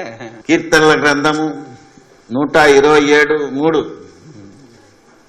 కుమారులు కుమారులు యెహోవా అనుగ్రహించు స్వాస్థ్యము, గర్భఫలము ఆయన ఇచ్చు బహుమానమే. గర్భఫలము ఆయన ఇచ్చు బహుమానమే. పిల్లలు యెహోవా అనుగ్రహించు స్వాస్థ్యం. చూద్దాం. ఇది చిన్నప్పటి నుంచి మీరు వింటున్నారు, మీరు కూడా నేను కూడా విన్నాను, అవునా కదా? పుట్టినప్పుడు, పేరు పెట్టినప్పుడు, బర్త్డే కార్యక్రమాలు అంతిదే. ఇదెందుకు అని కనుక మనం మాట్లాడితే, ఈ మధ్యలో ఒక బ్రదర్, ఆయన పాస్టరే, మరి మన మధ్యలో ఉన్నాడు, ఆశీర్వాదం గారికి స్వయాన చిన్నాన్న కొడుకే కదా. అతనికి పేరు చెప్పడం బాగుండదు కనుక చెప్తున్నాను, ఆయనకి చెప్పాను. మేము ప్రాక్టికల్గా ఆ సిచ్యువేషన్ నేను ఫేస్ చేశాను. ఒక అమ్మాయి పుట్టింది, రెండో అమ్మాయి పుట్టింది, మూడో అమ్మాయి పుట్టింది, నాలుగో అమ్మాయి పుట్టింది. దేనికోసం ఎదురు చూస్తున్నాడు? కుమారుని కోసమే ఆయన ఎదురు చూస్తున్నాడు. ఎందుకంటే కొడుకే, కుమారులే యెహోవా అనుగ్రహించు స్వాస్థ్యం అంటే ఆస్తి అని దేవుని వాక్యంలో చెప్పబడింది. కనుక ఇది చిన్నప్పటి నుంచి మన పాస్టర్లు చెప్పిందే గనక ఇక్కడ మీరు ఎవరైనా కొడుకే కావాలని ఎదురు చూడనోళ్ళుంటే చూడండి, మొదటిసారి బిడ్డ పుట్టగానే మనసులో చుక్కుమని కొడుకు పుడితేనే బాగుండు అన్నోళ్ళు ఎంతమంది ఉన్నారో వాళ్ళు తెలుసు, అవునా కదా? ఎందుకంటే కూతురు కోసం ఎదురు చూశాను, నా కోరిక. కానీ మా ఆవిడ కోరిక ఏంటిది? కొడుకే కావాలి, కొడుకే పుట్టాడు. బాధపడాల్సిన అవసరం ఏం లేదు. అర్థమైందా లేదా? మీరు ఆలోచించండి. ఎందుకు చెప్తున్నాను ఈ మాటను అనేది కనుక మనం ఇస్తే, మన చిన్నప్పటి నుంచి మన వాళ్ళు చెప్పింది ఏంటంటే, నీకు కొడుకు పుడితేనే ఆస్తి, నీకు కొడుకు పుడితేనే స్వాస్థ్యము, నీ కొడుకే నిన్ను రక్షిస్తాడు, కాపాడుతాడు, భద్రం చేస్తాడు. వాడు నీకు ఏమంటారు? Body God. నీకు అన్ని కార్యక్రమాలు. కొడుకు లేకపోతే ఎట్లా? ఆఖరికి తల కొరివి పెట్టాలి. ఇప్పుడు మనందరము మన చిన్నప్పటి నుంచి, మన తాతల నుంచి అయినా హిందువుల నుంచి వచ్చిన వాళ్ళమే కదా, హిందుత్వంలో నుంచి వచ్చిన వాళ్ళం కదా. మనమేమో జన్మత పుట్టుకత మన తాత ముత్తాతల్లోంచి ఎవరన్నా ఒకరో ఇద్దరు ఉండొచ్చునేమో, కానీ క్రైస్తవులు అందరము మధ్యలో మారిన వాళ్ళమే. కనుక మన మైండ్ సెట్ ఎలా ఉందంటే, నీకు కొడుకు పుడితేనే మోక్షము అంటే వేదాల్లో రాసింది కదండి, బాపనోళ్ళు రాసేసారు ఆల్రెడీ. ఏమని? కొడుకు పుడితేనే నిన్ను పున్నామ నరకము నుండి రక్షిస్తాడనేది మన మైండ్లో పడిపోయింది. అది నువ్వు క్రైస్తవుడు అయినాక కూడా మైండ్ సెట్ మారట్లేదు, అది ప్రాబ్లం. ఏం తమ్మి, అవునా కాదు? ఇప్పుడు చెప్పేది మైండ్ సెట్ గురించి. మారు మనస్సు అనేది ఏదైతే ఉందో అది మారాలి కదా. ఇంతకుముందు చెప్పాడు కదా సునీల్. సో మైండ్ సెట్ మారలేదు, అది మైండ్లోనే ఉంది మనకి. ఇంకా ఇప్పటికి మీరు చూడండి, పెళ్లికి పోతాం అనుకోండి, మన కొడుకు పెళ్లికో బిడ్డ పెళ్లికో ముహూర్తం పెట్టాలంటే పాస్టర్ ఇచ్చిన ముహూర్తంతో తృప్తి పడ్డాలు ఎంతమంది ఉన్నారు? ఎప్పుడు చూసినా కాంపిటీషన్. నేను ఇప్పుడు కూడా మొన్నేదో పెళ్లికి ఇచ్చాను డేటు, 27 అని ఇచ్చాను ఏప్రిల్. ఆ రోజు వీళ్ళు ఇచ్చిన తర్వాత నలుగురు వచ్చారు నా దగ్గరికి, అన్న నాకు కూడా కావాలంటే. ఎందుకురా నీకంటే ఆ రోజు మంచి దినం ఉందట. ఎవడు చెప్పాలి? ఎవడు అడిగినాడు పెళ్లి డేట్ అని? క్రైస్తవుడే, బయటోడు కాదు. ఆ రోజు అందరి పెళ్ళిళ్ళు ఉన్నాయి. మళ్ళా ఎట్లా? నీ మైండ్ సెట్ మారలేదు. అందుకని బాల్యమును నువ్వు నేర్చుకున్నవి, వీళ్ళు చెబుతున్నవి. అక్కడికి వెళ్తే పాస్టర్లు కూడా చెప్పింది ఏందో తెలుసా?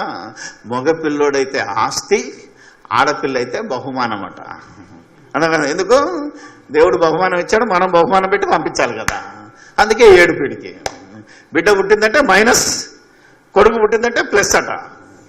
ఏమండి, అవునా కదా? కొందరు ఇళ్ళకి పోతుంటే క్రైస్తవులు చెప్తారు, మాకు 2 ప్లస్ 1 మైనస్ సార్ అంటాడు. ఎవడు చెప్పాడు ఇది? చూసావా? ఎందుకంటే ఇలాంటి బోధకు అలవాటు పడిపోయి కడుపులో ఆడబిడ్డని తెలియగానే అబార్షన్ చేసుకునే దౌర్భాగ్యం స్థితి ఈరోజు క్రైస్తవుల్లో కూడా దాపురించింది. అంటే ఇప్పుడు మనం ఆలోచిస్తున్నాం ఇదే వాక్యం మీద. అందుకే తమ్ముడు 4 కొడుకు పిల్లల తర్వాత ఒక కొడుకు పుట్టాడు. మా పేరు పెట్టాను, నేనే అక్కడికి ఫంక్షన్ కూడా పోయాను. ఎందుకు నేను చెప్తున్నానంటే అక్కడ ఆ బాధను చూస్తే నేను కూడా ఏడుపు ఆపుకోలేకపోయాను. ఎందుకంటే 13 సంవత్సరాల తర్వాత ఆ చెరువులో ఈతకెళ్ళి ఆ కుర్రోడు చచ్చిపోయాడు. ఇప్పుడు వాళ్ళ కుటుంబంలో ఏడుపు, వాళ్ళ భార్య ఏడుపు, ఆ తమ్ముడు ఏడుపు, వాళ్ళ చుట్టాలు మొత్తం ఒక జాతర జరిగినట్టు వచ్చింది అక్కడికి. ఏంటంటే ఒకే ఒక కొడుకు, ఉన్నొక్కడు చచ్చిపోతే దిక్కెవరు? ఇదేంటి ప్రశ్న? ఇది మనం అందరము మాట్లాడుతున్నాం. ఆ రోజు ఇంకొక విచిత్రమైన సంగతి ఏంటంటే ఆ పాస్టర్ గారి బావ కూడా పాస్టరే, ఆయనకు కూడా 6 బిడ్డలు ఉంటా. అయితే ఏమైంది, ఆయన వచ్చి సాక్ష్యం చెప్తాడు. ఏమంటే చెప్తారు కదా, జ్ఞాపకార్థం రోజు నాకు కూడా కొడుకులు లేరు, ఈ నా బామ్మర్ది కొడుకే నన్ను కూడా కొడుకుని నేను ఆదుకుంటాడేమంటే ఈరోజు ఆయనను కూడా తీసుకెళ్ళిపోయాడు దేవుడు అని ఈనేడు. ఇంకో పాస్టర్ వచ్చాడు. ఎందుకంటే మనకు తెలుసు కదా, జ్ఞాపకార్థం అనగానే ముందు ఇలా కుటుంబం గురించి చెప్పండి అని ముందు సాక్ష్యాలు ఇప్పి ఆ తర్వాత వాక్యం చెప్పని ఇక్కడే ముగించిన సందర్భాలు ఉన్నాయి. ఇంకొక ఆయన వచ్చామంటాడంటే ఎట్లాగూ దేవుడు పిలిపది మనం ఏం చేయలేం, అందుకని ఓ పని చేయి బాబు అని అలా పెద్ద బిడ్డకు భర్తున్నాడు. ఆ పిల్లోని పెళ్లి కూడా నేనే చేసిన, ఆడికి బాప్తిసం నేనే ఇచ్చాను.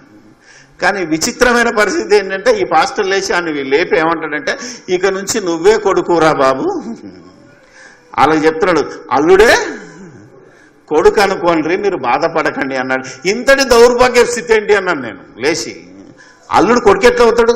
అల్లుడే వన్ నా ఫేవరెట్. ఇది అల్లుడు చూస్తున్నాడు, అన్నిట్లా మాట్లాడుతుండేంటి అన్న ఇక్కడ మొహమాటం లేదు, ఎవరు ముఖం చూసి చెప్పే బోధ కాదు ఇది. కొడుకే, కూతుర్ని నువ్వెందుకు కొడుకుగా భావించట్లేవు? దట్ ఈజ్ మోస్ట్ ఇంపార్టెంట్ ఇక్కడ ప్రశ్న. 4 కొడుకులు ఉన్నారా పిచ్చోడా? పోయినడు ఒక్కడే కాదు, ఈ కొడుకులు కూడా, ఈ కూతుళ్ళు కూడా కొడుకులేనే భావము నీకు ఎప్పుడైనా అర్థమైందా అని అడిగాను. ఇప్పుడు బైబిల్ అన్నాను, మరలా చూద్దాం. ఇక కుమారులు యెహోవా అనుగ్రహించు స్వాస్థ్యం అని ఉంది కదా, అందుకనే చదువు వచ్చిన బైబిల్ చదవలేని, వివరించలేని, రూఢి అని తెలుసుకోలేని ఈ బోధకుల పరిస్థితిని బట్టే నేను ఈరోజు ఇది తీసుకున్నాను. ఒకసారి నీకు అర్థమైతే ఇలాగ మైండ్ సెట్ ఉంటే ఇలాగ లోకాన్ని సంపొద్దు. దీన్ని మనం ఆలోచిస్తే బైబిల్ ప్రకారంగా ఇప్పుడు మీకు చూపించిన వాక్యాలన్నీ సమాధానపరచువారు ధన్యులు, వారు దేవుని కుమారులు అనబడుదురు. మరి ఇంకొక మాట చూపించాను, దేవుని ఆత్మచేత ఎందరూ నడిపింపబడుదురు వారు దేవుని కుమారులై ఉందురు. అంత కుమారులే అంటున్నాడేంటి? మరి కుమార్తెలంటే ఎట్లా కాదా? ఆలోచించాలి. ఇప్పుడు మనం ఆలోచిస్తే అర్థమవుతుంది. మరి ఆడోళ్ళు ఎవరు? ఎఫ్సి పత్రిక 6వ అధ్యాయం తీస్తే, ఎఫ్సి పత్రిక 6వ అధ్యాయం 4వ వచనం తీస్తే, ప్రభు ఒకటే, ఆత్మ ఒకటే, అంతా ఒకటే, అందరిలోనూ అందరిగాను వ్యాపించి ఉన్న తండ్రి అయిన దేవుడు ఒక్కడే. అంటే స్త్రీలలో ఉన్న, పురుషుల్లో ఉన్న ఆత్మ ఎవరిది? దేవునిది. అంటే స్త్రీ అయినా పురుషుడైనా దేవుడు తన స్వరూపమందు స్త్రీనిగాను పురుషునిగాను, అంటే దేవుడు పురుషలింగంతో, అంటే దేవుడు అంటే తండ్రిగా పిలువబడుతున్నాడు గనుక ఆయనకు పుట్టిన వాళ్ళందరినీ ఎలా చూస్తున్నాడు? కుమారులుగానే మిమ్మల్ని చూస్తున్నాడంటే ఆడైనా మగైనా కుమారులే. అలాగా వ్యాకరణ పరంగా కుమారులు యెహోవా అనుగ్రహించు స్వాస్థ్యం అన్నదే తప్ప కుమారుడు పుడితే ఆస్తి, కుమార్తె పుడితే బహుమానం అని ఎవడు చెప్పాడు నీకు? ఒకవేళ ఇది అర్థం కాలేదనుకో, ఇప్పుడు దీన్ని ఛేదించాలి. అప్పుడు నేనేం చేశాను? ఇంగ్లీష్ బైబిల్లోకి వెళ్ళాను. ఇంగ్లీష్ బైబిల్లో తీస్తే ఏమనుంటుందో తెలుసా? 127వ కీర్తన 3వ వచనంలో మీరు కింగ్ జేమ్స్ వర్షన్ కానీ దగ్గరికి వెళ్తే చిల్డ్రన్ ఆర్ ది హెరిటేజ్ అని ఉంటుంది. చిల్డ్రన్ అంటే పిల్లలు, చిల్లలు అంటే ఆడ కావచ్చు, మగ కావచ్చు, అందరూ దేవుడిచ్చే ఆస్తి. ఇప్పుడు క్రైస్తవులైన తర్వాత ఆడవాళ్ళైనా మగవాళ్ళైనా సేమా, తేడా ఉందా? ఏమండి? గలతీయులకు రాసిన పత్రిక 3వ అధ్యాయము ఏంటిది 27-28 క్రీస్తు యేసునందు బాప్తిసం తీసుకున్న మీరందరూ క్రీస్తును ధరించుకొని ఉన్నారు. ఆ, ఇందులో యూదుడని గ్రీసు దేశస్థుడని దాసుడని దాసుడని లేదు, ఆ? స్వతంత్రుడని లేదు, పురుషుడని స్త్రీ అని లేదు, స్త్రీ అని లేదు. అందుకే బైబిల్లో రాయబడిన మాటలన్నీ ఏముంటాయో తెలుసా? సహోదరులారా అన్నాడు అనుకోండి, మరి సహోదరి మనలారా అని అనకూడదా? ఈ వాక్యం సహోదరి మనలకు రాదా? ఆలోచించాలి కదా. అందుకనే సహోదరులు అంటే వ్యాకరణ దృష్ట్యా కుమారులు అని రాయబడిందే తప్ప అది మన మైండ్ సెట్లోకి ఇంకా మారలేదు. కనుకనే బిడ్డ పుట్టంగానే ఒకటి మొన్నదో ఇంటర్నేషనల్ ఉమెన్స్ డే వచ్చింది కదా, ఆ రోజుకు బొమ్మేసాడు. తల్లిదండ్రులే కొడుకుని ఎత్తుకునేమో వాడికి పాలు దాపిస్తున్నారు, పండ్లు ఇస్తున్నారు, అన్ని ఇస్తున్నారు. ఇక్కడ బిడ్డ తొంగి చూస్తున్నది. ఎందుకంటే బిడ్డకు 2nd గ్రేడ్, కొడుకేమో 1st గ్రేడ్. ఎందుకు? వాడు మమ్మల్ని కాపాడుతాడు, వాడు మాకు మోక్షాన్ని ఇస్తాడు, వాడు మా వంశాన్ని నిలబెడతాడు అనే భయంకరమైన ఆలోచన మీలో నిలబడ్డదే తప్ప కుమారుడైనా కుమార్తె అయినా ఈక్వల్, దేవుడిచ్చే ఆస్తి అని ఎంతమంది రోజు ఆలోచిస్తున్నారు? నువ్వు చిన్నప్పటి నుంచి విన్నది ఈ బైబిల్ ప్రకారంగా రూఢి అని తెలుసుకున్నది ఎప్పుడైనా ఆలోచించావా?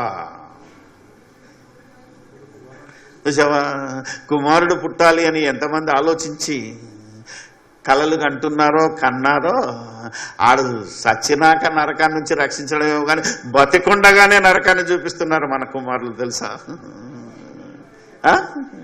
ఏమండి, అవునా కదా? ఆలోచించండి మీరు. అమ్మ తల్లి అంటే బిడ్డ ఏం చేస్తుంది? నీళ్లు తీసుకొని ఉరికొస్తుంది ఒక గ్లాస్. ఒరే అన్నం అనుకోండి, ఎక్కడున్నాడో తెలియదు. అర్థమైందా?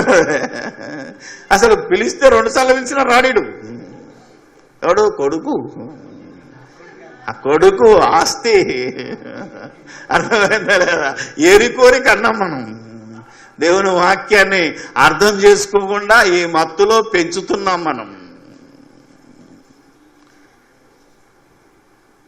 నేను ఒక రోజైతే ఆశ్చర్యపోయానండి. మా కుక్క పొట్టిది నా సైకిల్ మోటార్ స్వరం విని గేటు పెంచుంటే గేట్లో తలకాయ పెట్టి ఇట్లా తీస్తుంది. ఆరగొట్టే రాడేయుడు పైనుండి. ఆలోచించాలి కదా, వాస్తవం అది. ఎలా మనం ఆలోచిస్తున్నాము, ఎలా రూఢి అని మన ప్రాక్టికల్ ఎక్స్పీరియన్స్లోనన్నా తెలుసుకోవాలి. ఈరోజు ఇంతదాకా ఎందుకర్రా? ఇప్పుడు కీర్తనల గ్రంథం 128 మళ్ళా 3వ వచనం చదవండి. నీవు బాల్యం ఉండి నేర్చుకున్నవి అవి రూఢి అని తెలుసుకో. వాక్య ప్రకారంగా బ్రతుకు, సత్యవాక్య ప్రకారంగా సద్భక్తితో బ్రతుకు, వాక్యానుసారంగా బ్రతుకు. కొడుకైనా కూతురైనా ఇద్దరు సమానమే అనే ఆలోచనతో కొడుకు పుడితే సంతోషిస్తా, హల్లెలూయా ప్రైజ్ ది లార్డ్ అంట. బిడ్డ పుడితే ఏడుపు ముఖం. ఇది ఈ రోజు నుంచి క్రైస్తవుడికి తగదు. ప్రతి దైవజనుడు క్రీస్తు యేసులోనికి బాప్తిసం తీసుకున్న ప్రతి ఆడగాని మగగాని ఎవరికైనా ఈ తేడా తగదు, ఈ భేదము చూపించరాదు. ఆలోచించండి. నీ లోగిట నీ భార్య ఫలించు ద్రాక్షావల్లి వలె ఉండును. నీ భోజనపు బల్ల చుట్టూ నీ పిల్లలు. ఏమన్నాడండి? నీ పిల్లలా నీ కొడుకులు మాత్రమేనా?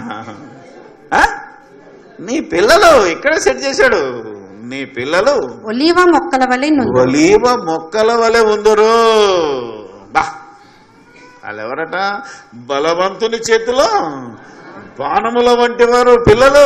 వాళ్ళని సంధించు. ఈరోజు ఆడపిల్లలు ఎన్నిట్లా చేస్తలేరండి. ఈరోజు మీరు చూస్తుంటే చాలాసార్లు పేపర్లు వస్తుంటుంది, తలగొరుగు పెట్టిన బిడ్డ అని లేడా? కొడుకు లేకపోతే బిడ్డతో పెట్టించొద్దా? మోస్తలేరా? డ్రైవింగ్ చేస్తలేరా? ఏరోప్లేన్ నడతలేరా? వార్లో లేరా? పోలీసుల్లో లేరా? ఎక్కడ లేరు వీళ్ళు? ఆలోచించాలి. బ్యాంకుల్లో లేరా? అసలు పెద్ద పెద్ద ఆఫీసర్లు అందరూ, సీఈఓలు, పెద్ద పెద్ద దేశానికి ప్రధానమంత్రులే ఉన్నారే, అధ్యక్షులు ఉన్నారే.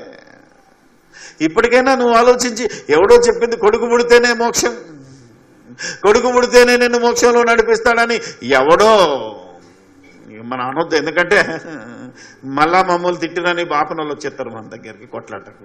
ఈరోజు అంటే పడలేదు తనేటట్టున్నారు వాళ్ళు, తప్పుడు చెప్పి కూడా. నిజానికి ఈ మాట ఎక్కడిదో తెలుసా మీరు? అసలు కొడుకు పుడితే మీకు మోక్షం కలుగుతుంది అనేది వేదాల్లో ఉన్న మాట, అది మార్చి రాయబడింది. కానీ అసలు సత్యవేదంలో ఉన్న మాట ఏంటో తెలుసా? సత్యవేదంలో ఏమని రాశాడో తెలుసా? దేవుని కుమారుణ్ణి మీరు ముద్దు పెట్టుకోండి, 2వ కీర్తనలో ఉంటుంది, లేకపోతే ఆయనకు కోపం వస్తుంది.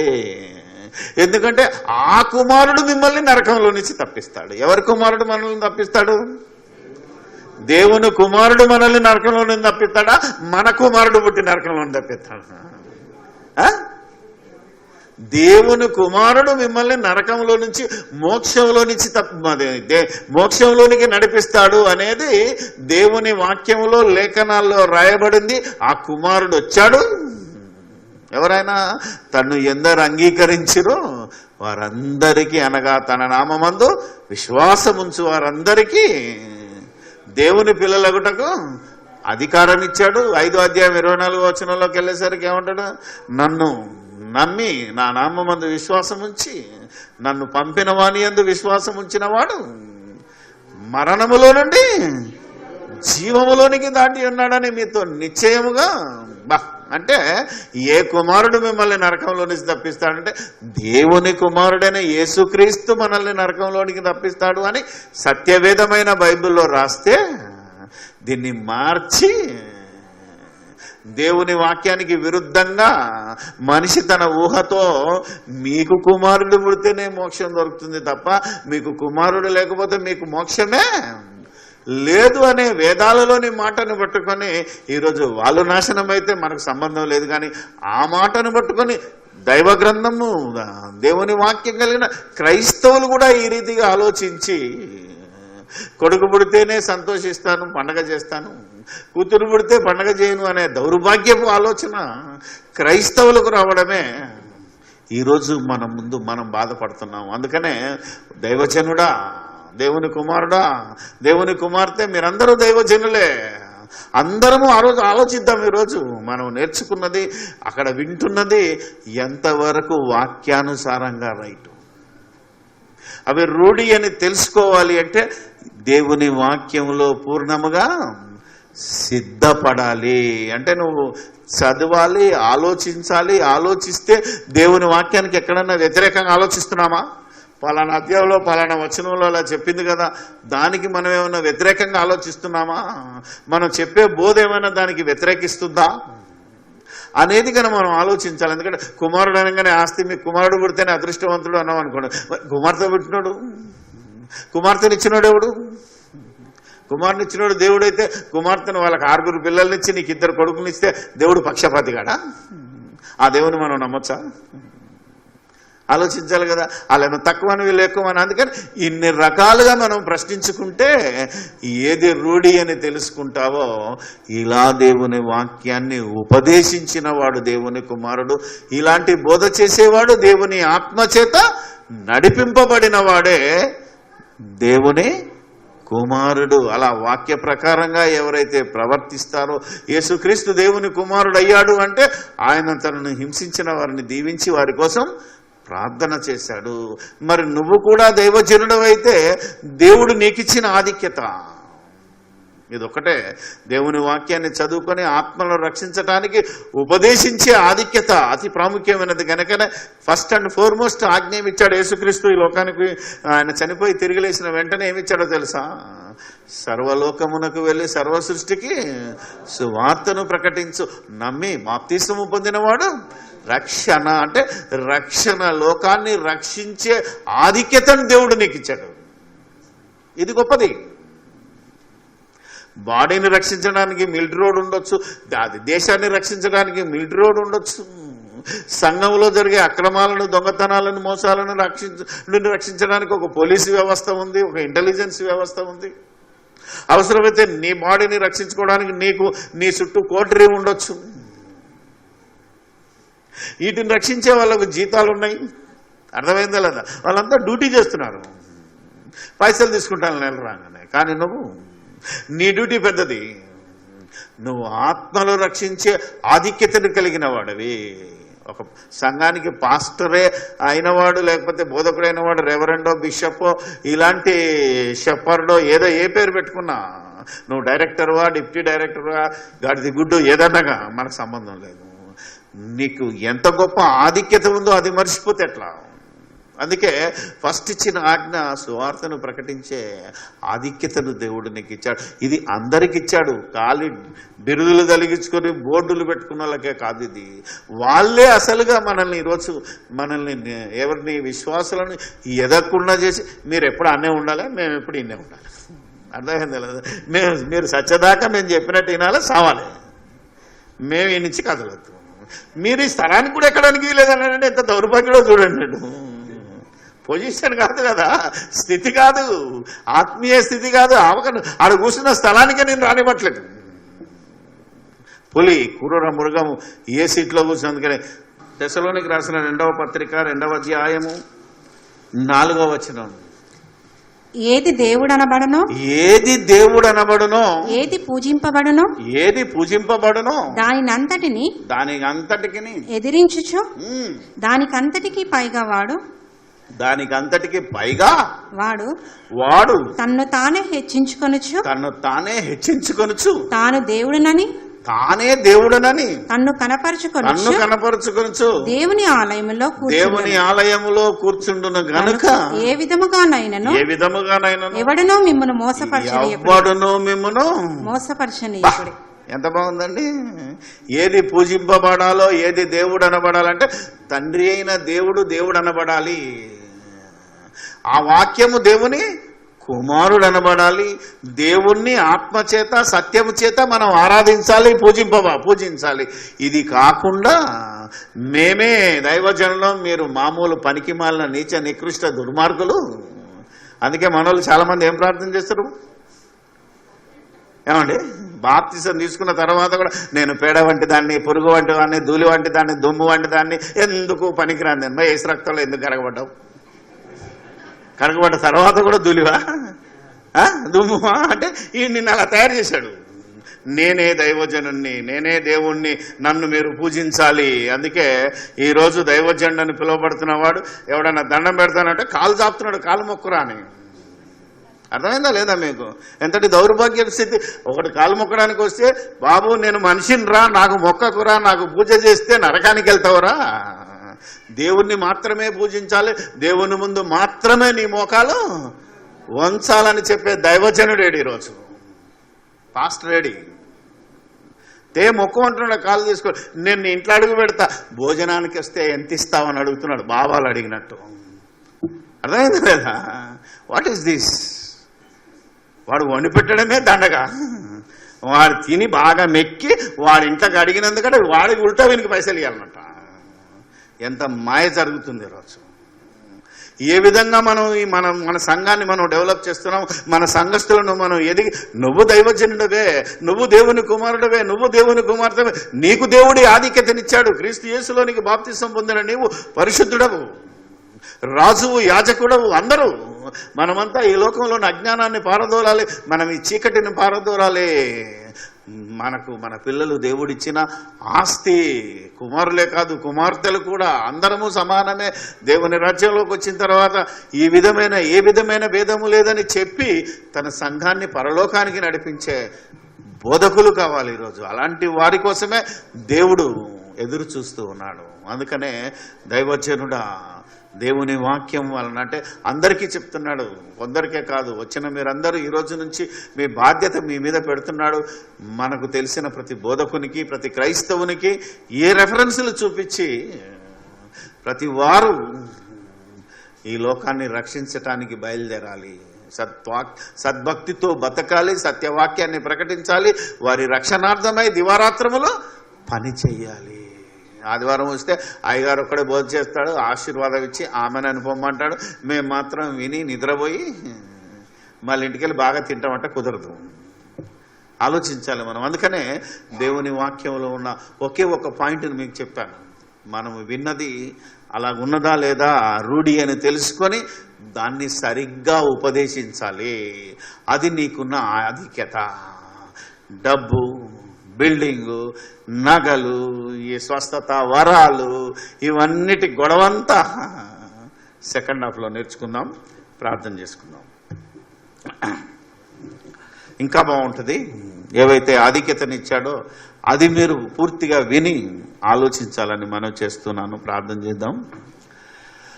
పరిశుద్ధుడైన మా తండ్రి, పరలోకమందును మోకరించినా మోకరించకపోయినా, దేవా తలలు వంచినా వంచకపోయినా, మా అందరిలో అందరిగా వ్యాపించి ఉన్న మా కన్న తండ్రి, మీకు స్తోత్రాలు చెల్లిస్తూ ఉన్నాం.